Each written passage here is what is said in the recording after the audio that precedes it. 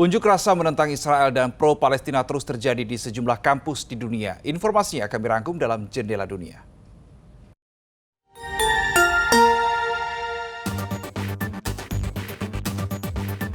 Unjuk rasa pro-Palestina di sejumlah universitas di Amerika Serikat masih terus berlanjut.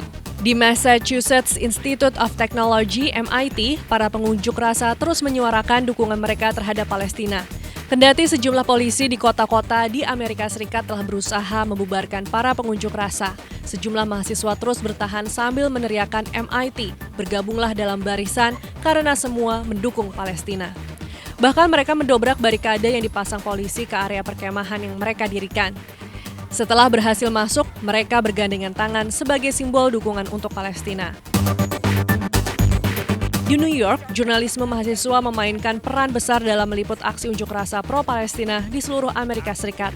Kendati banyak di antara mereka yang menghadapi resiko pelecehan dan semprotan merica dari polisi, mereka tetap mendokumentasikan aksi protes yang mereka yakini adalah sebuah kebenaran yang harus terus digaungkan. Di Amsterdam, Belanda, polisi menangkap sekitar 125 aktivis dan membubarkan kamp demonstrasi pro-Palestina di Universitas Amsterdam. Polisi berdalih mereka memerlukan tindakan tegas untuk memulihkan ketertiban. Namun para mahasiswa itu tidak takut dan terus menyuarakan dukungan mereka terhadap Palestina. Mereka bahkan mendesak universitas-universitas di Amsterdam untuk memutus hubungan akademis dengan Israel akibat serangan brutal mereka ke Gaza. Di Kuala Lumpur, Malaysia, unjuk rasa pro-Palestina juga terjadi. Sejumlah tokoh masyarakat berkumpul dan mendesak pemerintah Malaysia untuk mengusir pedagang senjata pembunuh yang memasok senjata ke Israel dan pameran pertahanan yang terjadi pekan ini. Namun pemerintah Malaysia menyatakan bahwa mereka tidak ikut campur dalam urusan bisnis perusahaan global manapun. Di Israel sendiri, warga mereka turun ke jalan di kota Tel Aviv Senin malam waktu setempat dan menyerukan pemerintah mereka untuk menerima usulan kesepakatan gencatan senjata dan pengembalian bendera yang masih ditahan. Mereka mengaku heran dengan sikap pemerintah Israel di bawah Netanyahu yang tidak mempedulikan sandera yang masih ditahan dan terus berambisi memusnahkan Hamas. Beralih ke informasi lain, banjir di Kenya yang telah menewaskan lebih dari 200 orang menjadi perhatian serius bagi pemerintah Kenya termasuk presiden mereka, William Ruto.